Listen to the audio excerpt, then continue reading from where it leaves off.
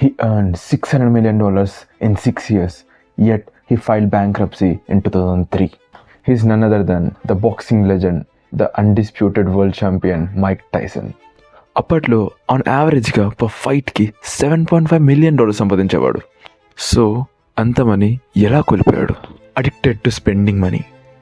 తన ఫస్ట్ వైఫ్కి $2.2 million పెట్టి ఒక గోల్డెన్ బాత్టబ్ గిఫ్ట్ ఇచ్చాడు.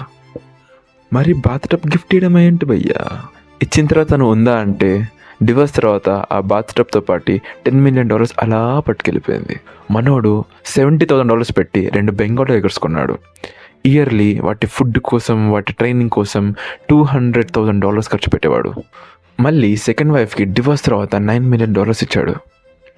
మన భయ్యాకి కార్స్ అంటే పిచ్చి. ఎంత పిచ్చి అంటే 110 లగ్జరీ సూపర్ కార్స్ కొన్నాడు. అప్పట్లో he use to own 10 mansions. దాంట్లో ఒక మ్యాన్షన్ ప్రైస్ వచ్చేసి $4 million. అతను చేసిన బిగ్గెస్ట్ మిస్టేక్ వచ్చేసి IRS, great Britain and 5 different స్టేట్స్కి $19.5 million ట్యాక్సెస్ కట్టలేదు. ఇవన్నీ జస్ట్ కొన్ని ఎగ్జాంపుల్స్ మాత్రమే. అందుకే మైక్ టైసన్ ఒక పాడ్కాస్ట్లో ఏం చెప్పాడంటే, డబ్బులు సంపాదించడం ఎంత ఇంపార్టెంటో ఫైనాన్షియల్ లిటరసీ కూడా అంతే ఇంపార్టెంట్.